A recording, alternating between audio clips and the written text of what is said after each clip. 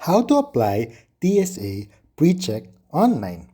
To start, search for TSA PreCheck. And then here, you will see how do I apply for TSA. In here, you will see visit tsa.gov.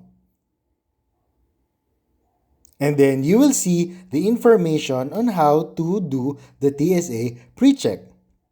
Scroll it down until you see enrollment locations.